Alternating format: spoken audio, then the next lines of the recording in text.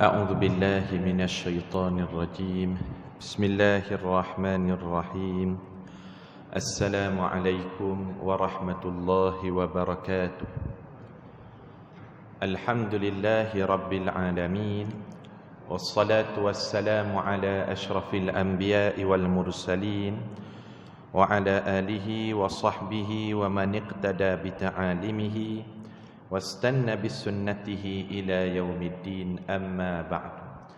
Yang sama-sama kita hormati dan kita muliakan pengerusi Masjid At-Taqwa Taman Tun Dr. Ismail bersama dengan ahli jawatan kuasa masjid.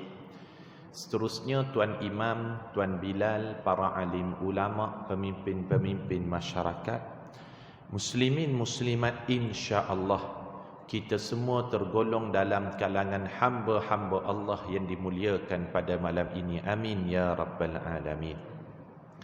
Syukur kepada Allah Subhanahu wa taala terhadap segala nikmat-Nya.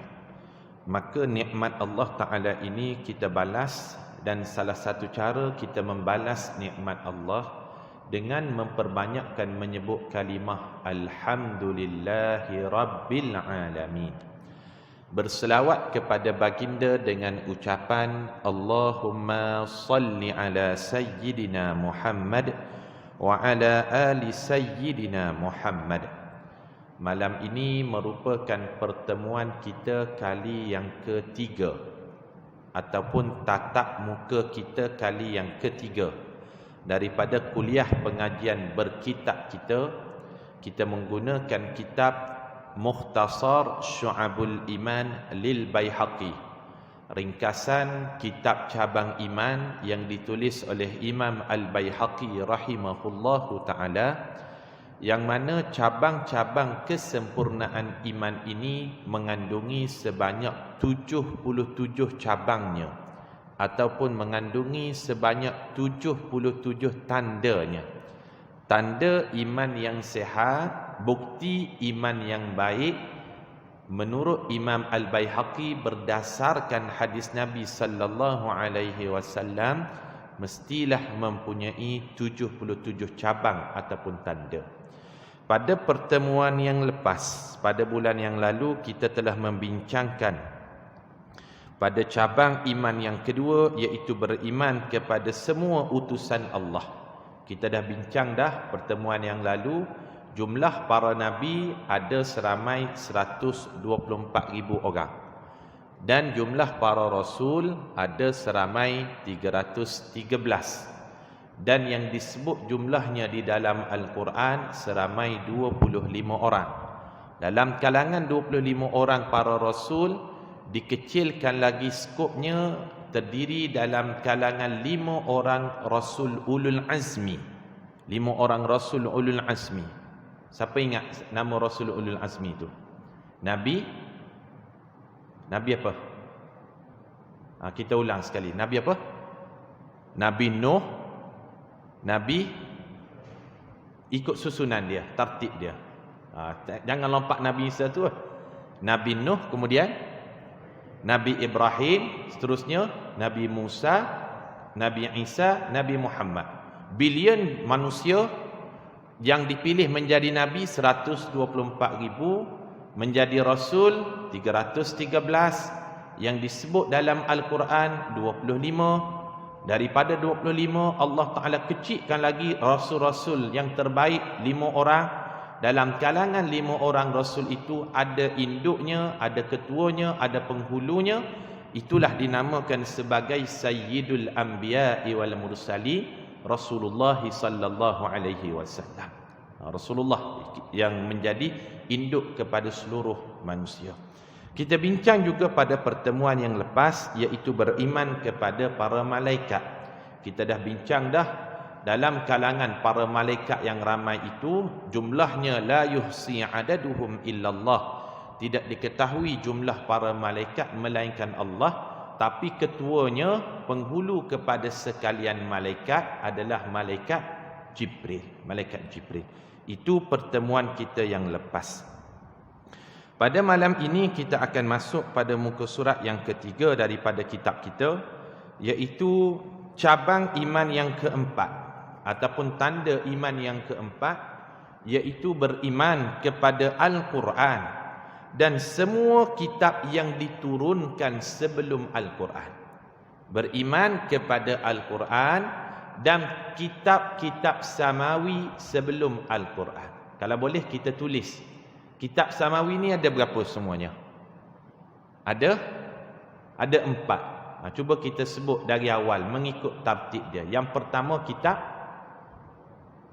Taurat dulu ke? Kitab Zabur dulu. Kita tulis kepada siapa ni? Nabi Daud. Kemudian kitab Taurat kepada Nabi Musa. Kemudian kitab Injil kepada Nabi Isa, dan yang terakhir sekali kitabus samawi Al-Quranul Karim kepada Nabi Muhammad sallallahu alaihi wasallam. Kita tengok dalil daripada Al-Quran tentang wajib beriman kepada Al-Quran dan semua kitab yang diturunkan sebelumnya. Muka surat 3 tuan-tuan. A'udzu billahi minasyaitonir rajim. Ya ayyuhalladzina amanu aminu billahi wa rasulih والكتاب الذي نزل على رسوله والكتاب الذي أنزل من قبل. Maksudnya ayat yang kita bacakan tadi dari suratul Nisa ayat yang ke-136. Wahai orang yang beriman, hendaklah kamu beriman kepada Allah dan beriman kepada Rasulnya, iaitu Rasulullah sallallahu alaihi wasallam, dan beriman kepada kitab yang diturunkan kepada Rasulullah. Kitab apa yang diturunkan pada Rasulullah? Kitab Al-Quran. Kemudian, dan hendaklah kamu juga beriman kitab-kitab samawi yang diturunkan sebelum Al-Quran, iaitu kitab Zabur, kitab Taurat, kitab Injil. Beriman dengan makna bahawasanya semua kitab itu datang dari Allah, bukan datang daripada makhluk. Bukan beriman dengan syariat-syariat kitab-kitab terdahulu, bukan. Apa sebab? Bila datangnya syariat Al-Quran, maka ia telah memansuhkan syariat-syariat yang terkandung dalam kitab-kitab terdahulu. Ini kita kena faham. Dari sudut akidahnya, semua kitab samawi ini membawakan satu tema akidah yang sama. Apa dia? Temanya la ilaha illallah. Mentauhidkan Allah, tidak mensyirikkan Allah. Dalam kitab Zabur, itulah tema akidahnya. Dalam kitab Taurat, itulah tema akidahnya. Dalam kitab Injil, itulah tema akidahnya. Dalam kitab Al-Quran, itulah tema akidahnya. Dari sudut akidahnya sama saja. Apa dia? Mentauhidkan Allah, la ilaha illallah. Tapi dari sudut syariat, dari sudut ibadat, dari sudut pelaksanaan, itu boleh jadi berbeza, boleh jadi sama. Antara satu kitab dengan satu kitab yang lain tu, boleh jadi cara ibadatnya ada yang sama, ada yang berbeza. Tapi dari sudut akidah, semuanya sama.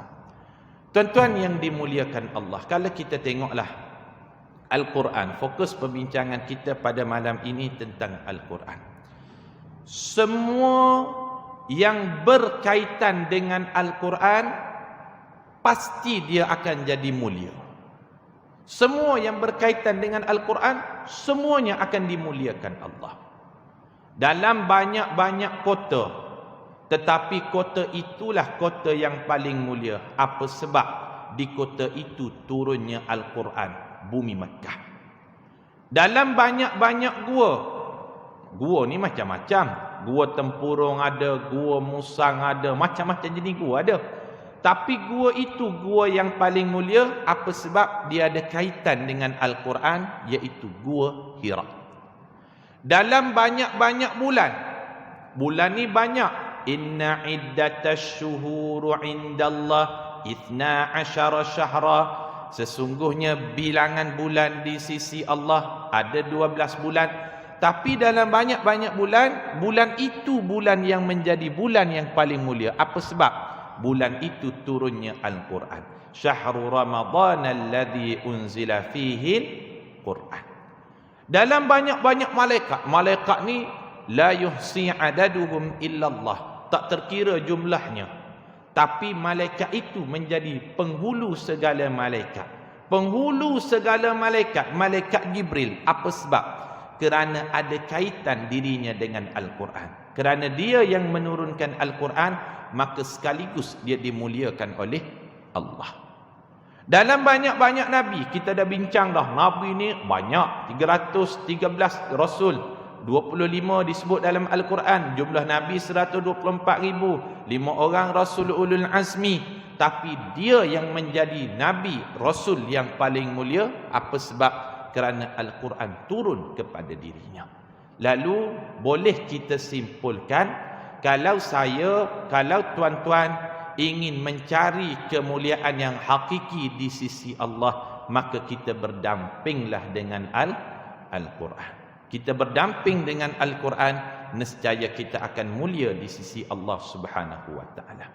Al-Quran, kalau hanya kita sekadar membaca Al-Quran, maka yang kita hanya dapat bertemu adalah 28 huruf hijaiyah, 340,740 huruf, 77,437 kalimah, 6,236 ayat, 114 surah, 30 juzuk, 60 hizib, 240 maqra'. Itu kalau sekiranya kita hanya baca saja.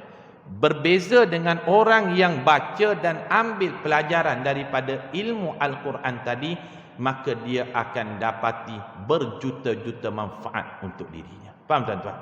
Kalau hanya sekadar baca, hanya sekadar hafal, hanya sekadar kita ulang, maka kita hanya dapat tadi jumpa dengan 28 huruf hijaiyah.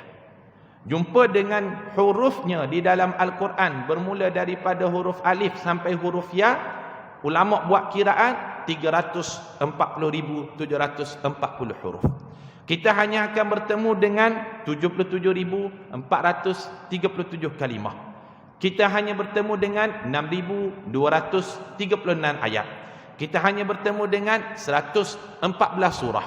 Kita hanya bertemu dengan 30 juzuk. Kita hanya bertemu dengan 60 hizib. Kita hanya bertemu dengan 240 maqra'. Itu hanya orang yang membaca Al-Quran. Berbeza dengan orang yang mentadabbur Al-Quran, dia akan dapati jutaan manfaat yang terkandung dalam Al-Quran. Cukuplah kita ambil contoh kan. Imam kita membacakan tadi daripada suratul Fatihah.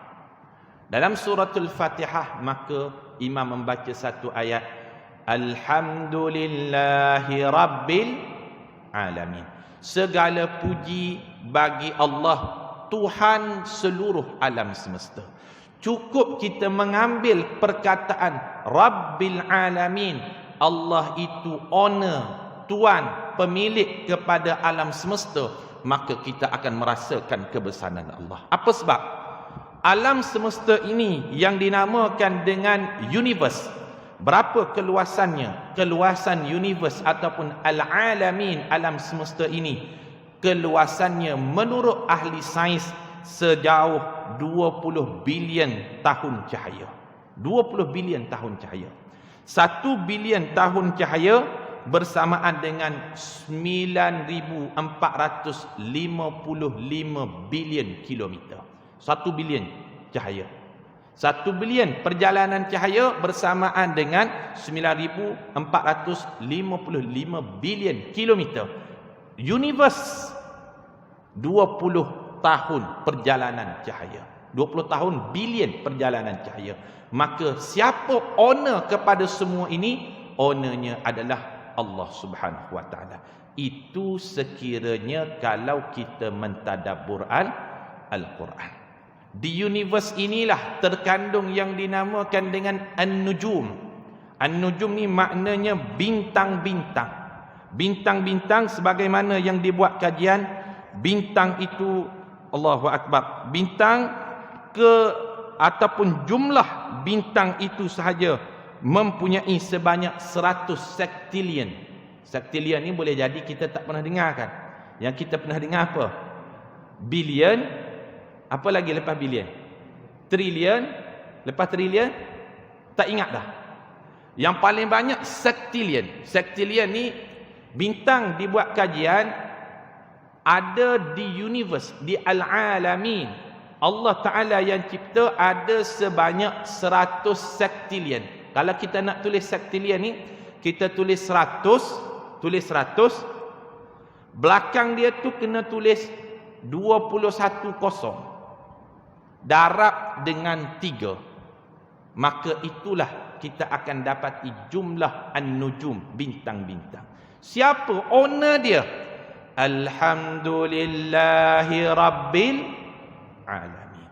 Owner dia, tuan dia, pemilik dia, pencipta dia adalah Allah Subhanahu wa Ta'ala. Itu sekiranya kita mentadabbur Al-Quran. Al-Quran ni tuan-tuan, satu kitab yang cukup hebat. Tak ada orang boleh tiru sampai hari ni. Walaupun satu ayat, walaupun satu huruf menandingi Al-Quranul Karim, tak boleh. Hebatnya Al-Quran, ada seorang tokoh namanya Dr. Tariq Suwaidan. Dia buat kajian dalam kitabnya The Scientific Miracle of Al-Quran. Nama pengkajinya Dr. Tariq Suwaidan.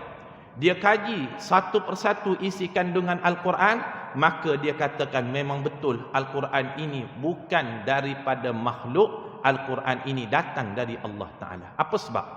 Kalau tuan-tuan buat kajian tentang Al-Quran, maka tuan-tuan akan jumpa kalimah dunia, ad-dunia di dalam Al-Quran disebut sebanyak 115 kali, dan kalimah al-akhirah, akhirat, disebut di dalam Al-Quran 115 kali. Seimbang. Subhanallah. Ini kitab berapa ribu tahun lepas? 1500 tahun yang lepas. Kalau manusia takkan terfikir, tuan-tuan. Tuan-tuan buat kajian bermula dari suratul Fatihah sehingga surah An-Nas.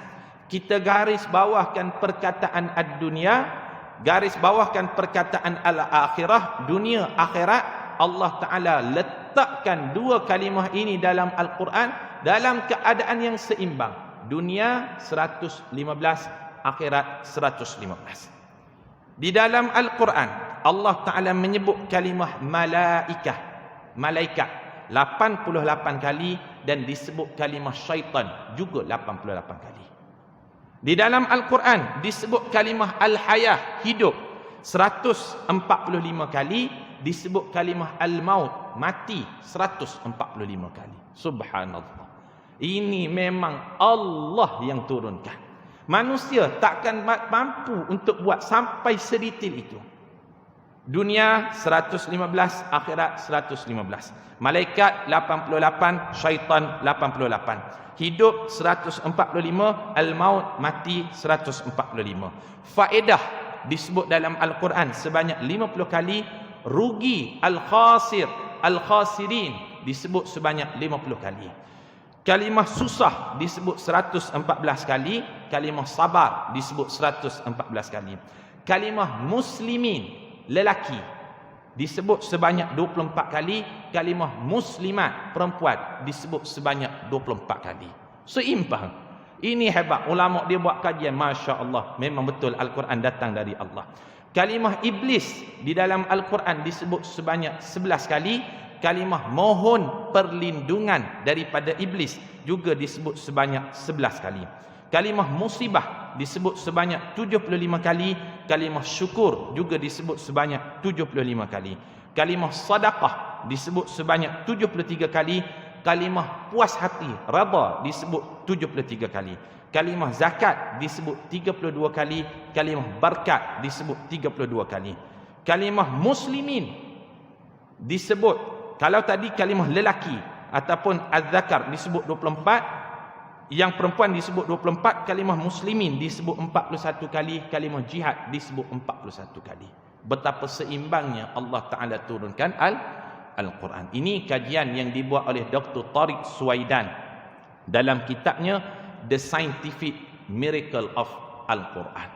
Seorang ulama daripada Kuwait yang menulis kitab tersebut, yang mengkaji setiap huruf patah kalimah dalam Al-Quran. Maka dia simpulkan memang Al-Quran ini bukan datang dari makhluk. Hebatnya Al-Quran tuan-tuan, ini merupakan mukjizat sehingga kan orang yang tak mampu bercakap Arab pun dia boleh hafal Al-Quran. Betul tak? Al-Quran ni bahasa dia Allah Ta'ala jaga. Mana-mana bahasa di dunia biasanya hanya mampu bertahan dalam tempoh 100 tahun je, ataupun paling lama lebih sikit je, biasanya akan hilang. Bahasa Melayu kan, bahasa-bahasa klasik Melayu, ada lagi tak orang guna sekarang? Tak faham dah. Contohnya, kalau tuan-tuan bahasa istana lah sikit, kalimah sungai. Kalau kita sungai ni lah. Tapi kalau kalimah istana, sungai itu merujuk kepada toilet, tandas. Ana pernah ada satu rombongan sekali naik dengan nilah yang berkaitan dengan ni. Lalu bodyguard tu cakap, yang sekian-sekian ni VVIP ni, masa tu pukul 12 malam VIP nak singgah di sungai. Kita pelik air. Sungai apa pukul 12 ni? Ini real story ni, real case. Lalu barulah kita faham, sungai menurut bahasa istana merujuk toilet, tandas. Itu pun kita tak faham dah. Bahasa tak sampai 100 tahun je. Tapi Al-Quran ni 1500 tahun. Katakanlah Rasulullah hadir bersama dengan kita, Rasulullah bercakap dengan bahasa dia, kita boleh faham. Apa sebab? Al-Quran ini merupakan mukjizat. Sehingga orang yang tak mampu bercakap Arab, dia mampu menghafal full 30 juzuk Al-Quran. Sebab itu tuan-tuan, orang Melayu ni orang respect. Dia ingat ke kalau kita pergi ke Mekah, orang respect macam kita ni pandai cakap Arab. Pernah satu kejadian lah berlaku.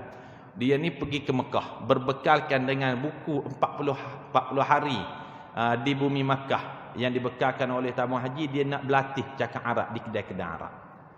Dia pun berlatihlah dengan buku tu. Kam hadha, kam haza, kam haza. Kam haza ni, how much is this? Berapa harga ni? Lepas maghrib, dia terus pergi ke depan kedai Masjidil Haram tu, ada kedai jual minyak atah. Dia pun tanyalah pada penjual orang Arab tu, kam hadha, berapa harga ni? Jadi orang yang jual tu dia cakap, wallahi hadha 4 riyal. Sudah. Wallahi tahulah. Sumpah kan. Orang yang jadi menteri pun angkat sumpah, wallahi wa billahi wa tallahi. Faham lagi? Hadza 4 riyal. Riyal tu tahulah. Riyal 4. 4 ni apa dia? Dia baru ingat. Semalam solat Zuhur, solat Asar, solat Isyak di Masjidil Haram, niat usalli fardaz zuhri 4. 4 tu 4. Ini 4 riyal lah. Dia pun action sikit. Nak tunjuk dia ni pandai cakap Arab lagi. Dia nak cuba minta tawar. Nak kurang. Salasah dia cakap. 3 riyal boleh tak? 3 riyal. Dia tahu salasah ni sebab apa? Solat maghrib tadi, usalli fardal maghribi 3 rakaat. Orang Arab tu cakap, la wallahi hadha 3 wa nus. Tak boleh. Ini 3 wa nus. Salasah tahulah 3. Nus tu menatah apa pula dia cakap. Pernahlah ingat dulu, pernah baca Yasin 3 kali kan. Bila? Malam nisfu Syaban. Nus tu 3 ringgit setengah lah dia cakap. Macam mana nak tahu nak minta 2 riyal ni? Dia pun ingat, solat subuh tadi. Usalli fardhas subhi rak'ataini. Dia pun cakap pada penjual tu, rak'ataini. Orang Arab tu cakap Melayu je lah. Aku pun faham kamu cakap Melayu. Nak cakapnya dia expect kita ni boleh cakap Arab. Apa sebab? Tiap-tiap tahun kita johan tilawah Al-Quran peringkat kebangsaan. Al-Quran ni mukjizat. Walaupun tak pandai bercakap Arab, tapi kita mampu menghafal Al-Quran. Tuan-tuan yang dimuliakan Allah Subhanahu wa taala. Kita tengok kelebihan Al-Quranul Karim terhadap diri kita. Di dalam satu hadis yang sahih yang diriwayatkan oleh Imam Muslim, Rasulullah sallallahu alaihi wasallam menyebut, "Iqra'ul Quran fa innahu ya'ti yaumal qiyamah syafi'an li ashabi." Kamu bacalah, bukan setakat baca, kamu tadabburlah makna Al-Quran, nescaya Al-Quran itu dia akan memberi syafaat kepada orang yang membacanya pada hari kiamat. Yang boleh tolong kita pada hari kiamat tak ada orang lain dah. Di dunia ni boleh jadi kita boleh minta tolong dengan keluarga kita, suami kita, isteri kita, anak-anak kita. Tapi di hari akhirat yang boleh tolong kita salah satunya adalah Al-Quranul Karim. Maka di dalam hadis yang lain Rasulullah sallallahu alaihi wasallam sebut, ini bagi galakan kepada orang yang baca Al-Quran ni dalam keadaan berat mulut dia, tersekat-sekat. Dalam hadis yang diriwayatkan oleh Imam Muslim, Rasulullah sallallahu alaihi wasallam sebut, "Alladzi yaqra'ul Qur'an wa huwa mahirun bihi ma'as safaratil kiramil bararah." Orang yang mahir dalam membaca Al-Quran, mahir dalam bab hukum hakam Al-Quran, maka di hari akhirat kelak dia akan dikumpulkan bersama dengan kluster malaikat yang mulia. Ini kelebihan orang yang mahir membaca Al-Quran. Orang yang mahir ilmu qiraat, mahir ilmu tarannum, mahir ilmu tajwid, di padang mahsyar Rasulullah sebut dia akan berkumpul dengan ma'as safaratil kiramil bararah, bersama dengan kluster-kluster malaikat yang mulia. Allahu Akbar. Tengok sebelah dia siapa? Malaikat Jibril. Sebelah dia siapa? Malaikat Raqib, malaikat Atid, bersama dengan malaikat yang mulia dalam kluster demikian. Syaratnya di dunia ini dia mahir dengan ilmu Al-Quran. Ini satu pengiktirafan. Ustaz, saya ni tak mahir Ustaz. Ustaz, saya ni baca Al-Quran tersekat-sekat Ustaz. Ini memang betul tuan-tuan. Ana beberapa kali terlibat sebagai panel interview Mawib di Mawib. Orang yang pohon jawatan selain daripada jawatan yang melibatkan pegawai hal ehwal Islam ataupun pembantu hal ehwal Islam, penolong pegawai hal ehwal Islam, selain daripada jawatan tersebut, daripada teknologi ke, daripada kejuruteraan ke, selain daripada hal ehwal Islam ni, ada ujian yang Mawib tetapkan, ujian saksiah mukmin. Ujian saksiah mukmin. Boleh kita katakan berdasarkan pengalaman kita, bila kita buat interview, kita minta calon baca Al-Quran, buka Al-Quran dari tengah. Buka Al-Quran dari tengah, kita kata. Secara on the spot. 97% tak boleh baca Al-Quran dengan betul. Ini real case. Tak tahulah puncanya daripada mana, daripada sekolah rendah ke, ataupun ketika kecil tadika ke, basic Al-Quran tu sangat-sangat tak ada. Melainkan kalau yang daripada hal ehwal Islam ni, yang pohon jawatan tersebut, bolehlah. Selain daripada tu, boleh katakan 97% tak mampu untuk membaca Al-Quran secara bertajwid dengan betul. Tak boleh. Ada sampai kita kata buka Al-Quran, dia bagi tahu surrender awal-awal lagi, saya memang tak boleh baca Al-Quran. Maka tapisan pertama kita terpaksa gagalkan. Sebab syarat untuk bekerja di Mawib, syaratnya mesti lulus ujian saksiah mukmin. Salah satunya Mawib tetapkan perlu lulus dalam bacaan Al-Quran. Jadi kita terpaksa gagalkan. Ramai calon gagal. Bila ramai sangat kita gagalkan, kita kena tulis pula, panel interview kena tulis surat tunjuk sebab kenapa orang ni gagal. Sebab apa? Ramai yang gagal. Daripada 15 yang hadir, 10 kita terpaksa gagalkan. Sebab apa? Tak boleh membaca dengan tahap minimum pun tak mampu capai. Lalu orang yang mahir dengan Al-Quran, Rasulullah sallallahu alaihi wasallam sebut, mereka akan dikumpulkan bersama dengan kluster para malaikat yang mulia. Dah tu kami ni ustaz nak belajar daripada awal Iqra, nak belajar daripada awal Iqra 6, rasa segan. Baca Al-Quran pun tersekat-sekat. Ada tak kelebihan untuk kami? Rasulullah katakan ada. Walladhi yaqra'ul Quran, adapun orang yang baca Al-Quran, wa yatata'tahu fihi, dia baca dalam keadaan tak ni lekat, terberat rasa dalam sebutan dia. Orang yang baca Al-Quran tapi sebutannya berat, kata Nabi sallallahu alaihi wasallam, wa huwa alaihi syaqqun. Ketika dia nak sebut huruf-huruf Al-Quran itu syaqqun, rasa tak pasti, syak, rasa berat sangat, tak tahu nak sebut apa ni. Lahu ajran, bagi orang macam ni dia dapat 2 kelebihan, dengan syarat kalau dia belajar Al-Quran tadi dia dapat kelebihan menuntut ilmu. Yang kedua, kalau dia tetap baca Al-Quran dia juga dapat kelebihan membaca Al-Quran, tapi dia tidak akan digolongkan bersama dengan kluster para malaikat yang mulia. Orang yang berat baca Al-Qurannya, orang yang tak pandai baca Al-Qurannya, kalau dia belajar dan dia tetap baca, dia juga mendapat 2 kelebihan. Kelebihan menuntut ilmu dan kelebihan membaca Al-Quran. Ini yang boleh kita kongsikan pada cabang iman yang keempat yang boleh anda sentuh secara sederhana. Tuan-tuan, kita tengok cabang iman yang kelima. Kita masuk sikit, kita ambil satu lagi cabang iman, iaitu cabang iman yang kelima, beriman kepada segala takdir Allah.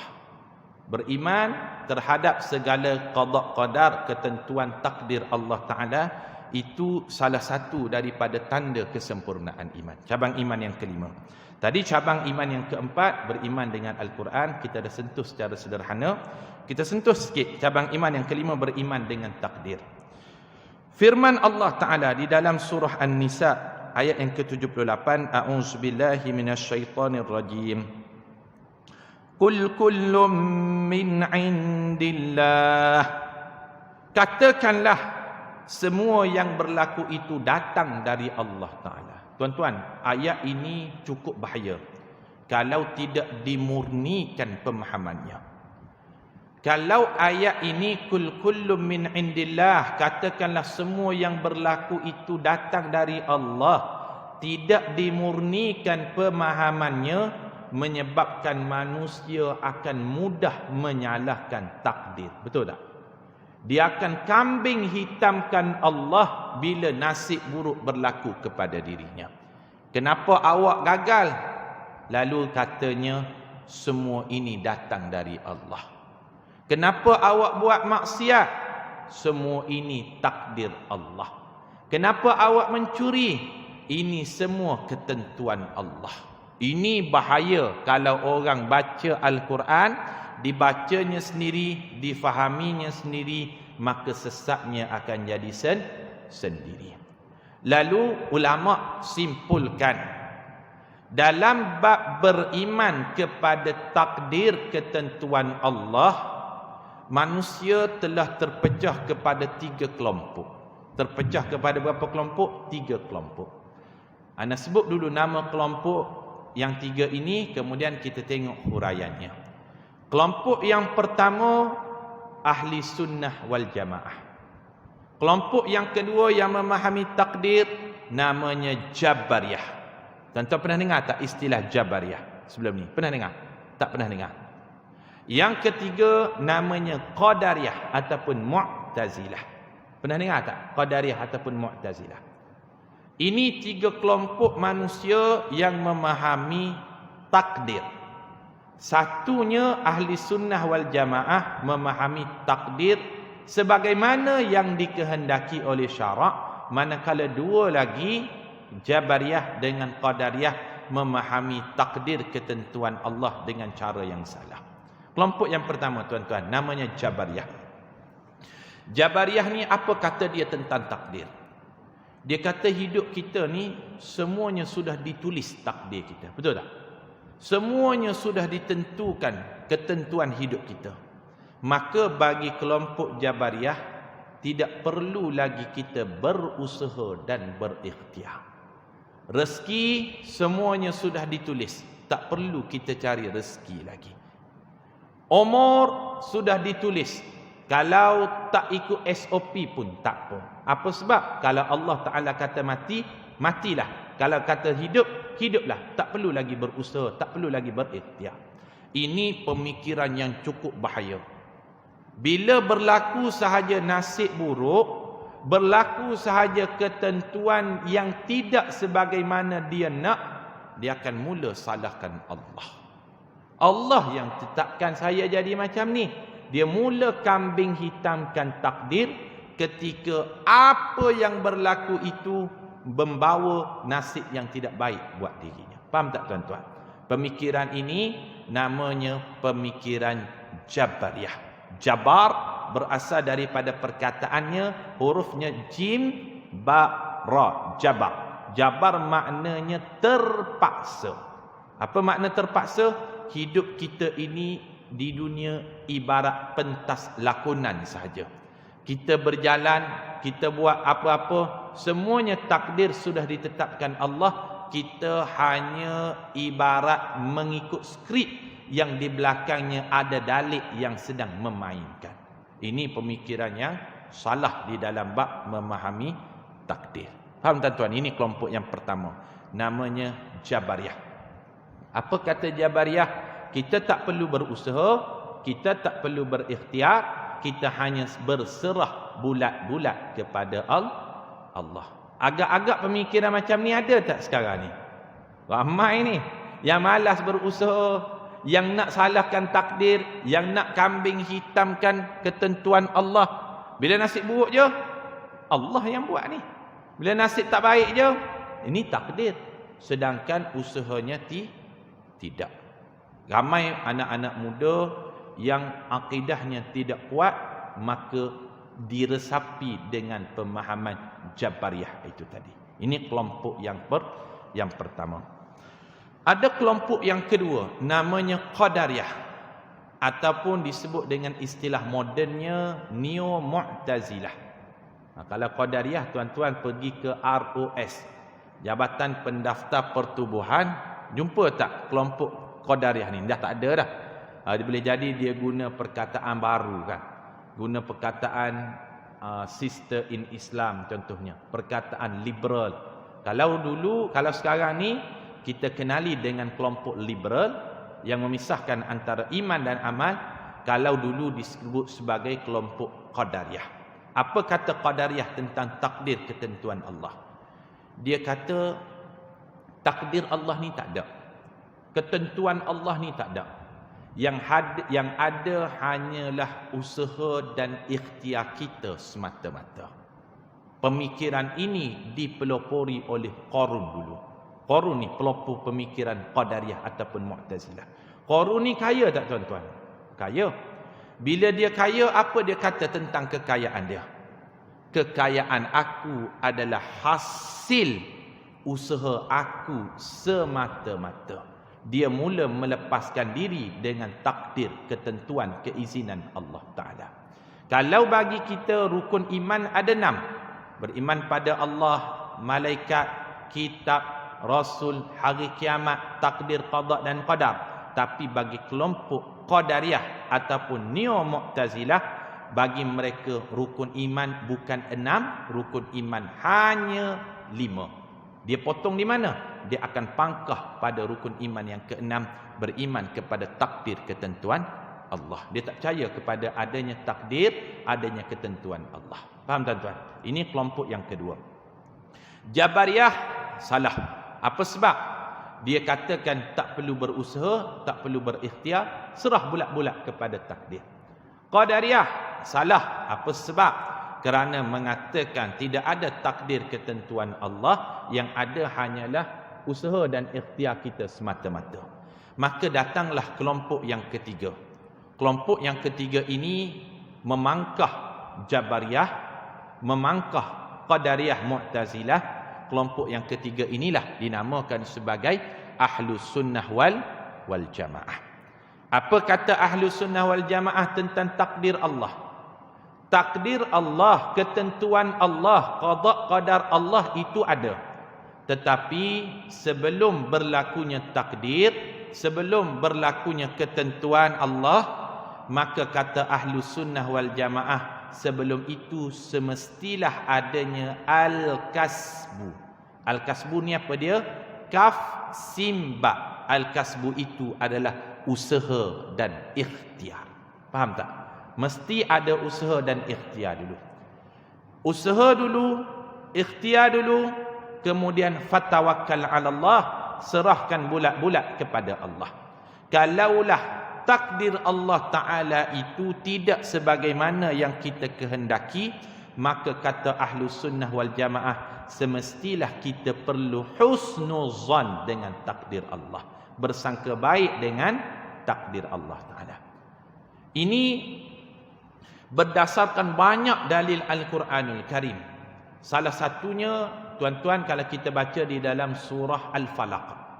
Surah Al-Falaq kita tahulah, latar belakang turun surah Al-Falaq ini kerana Nabi SAW disihir.